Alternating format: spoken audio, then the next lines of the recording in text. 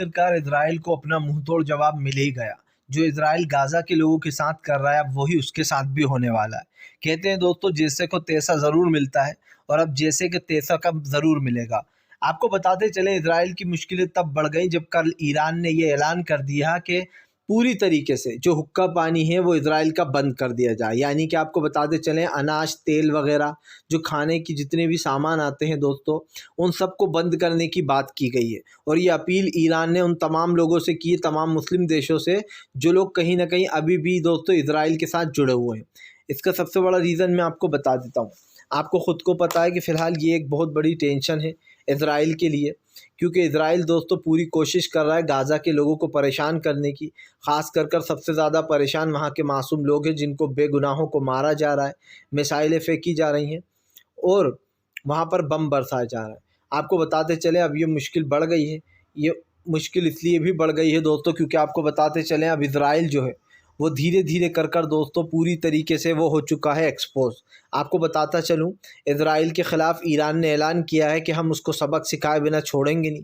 एक तरफ तो जो है वर्ल्ड वॉर की तैयारी हो रही है, जहाँ पर युद्ध भी हो सकता है, लेकिन इससे पहले ईरान का इस फैसले पर OIC का संगठन, यानी कि जो 57 मुस्लिम देश का संगठन है, वो इस पर एक बड़ा फैसला लेने जा रहा है। सबसे बड़ी बात यह है कि यहाँ पर जो जितना भी ईरान का हुक्का पानी है, अगर वो बंद हो जाता है, ईरान बंद कर देते हैं दोस्तों तमाम मुस्लिम देश, तो इजराइल 2 दिनों में घुटनों पर आ जाएगा, और ये तो होने ही वाला है। लेकिन आपको बताते चलें, जहाँ पर एक तरफ हिजबुल्ला बम फेंकने की तैयारी में है पूरी तरीके से, तो वहीं दूसरी तरफ यमन भी खुलकर साथ दे रहा है।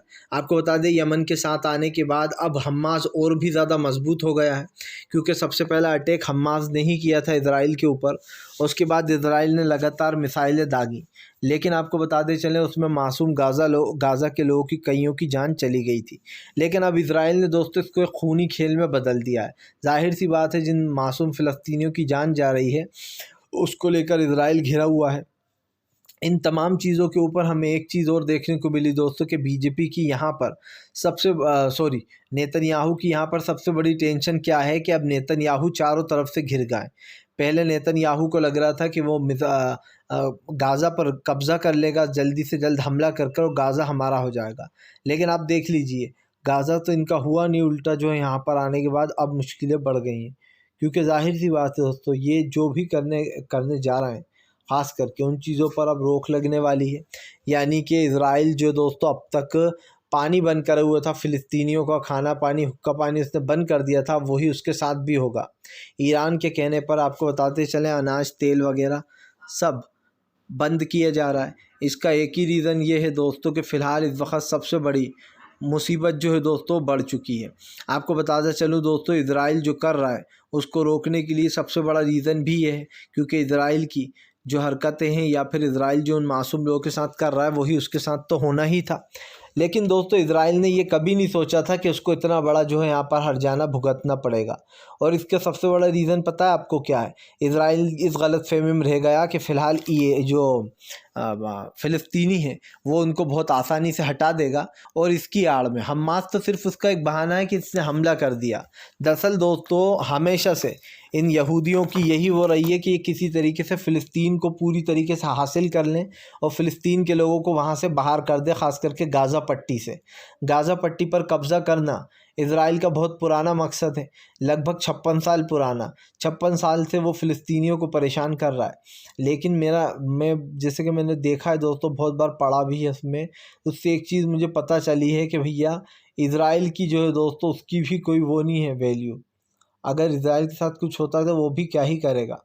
क्योंकि आपको बताते चलें कि यहाँ पर सबसे ज़्यादा हमले अब इजराइल के ऊपर हो रहा है, क्योंकि एक तरफ से यमन जो है वो अपनी मिसाइलें दाग रहा है, दूसरी तरफ से हमास जवाबी कार्रवाई कर रहा है, और तीसरी तरफ से हिजबुल्ला तो दोस्तों पहले से ही नाक की नकेल बना हुआ है इस ग्रुप की।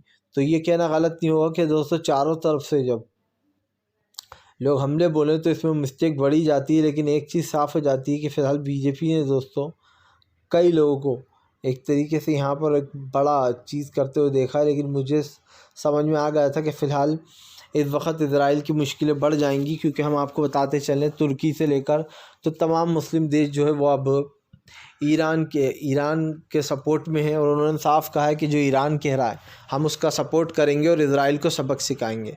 मतलब साफ है कि इज़राइल की मुश्किलें बढ़ने वाली हैं। ईरान ने क्योंकि जो साथ दिया है दोस्तों, उसमें सबसे बड़ा रीज़न ही ये है कि फ़िलहाल इस वक्त एक बड़े पैमाने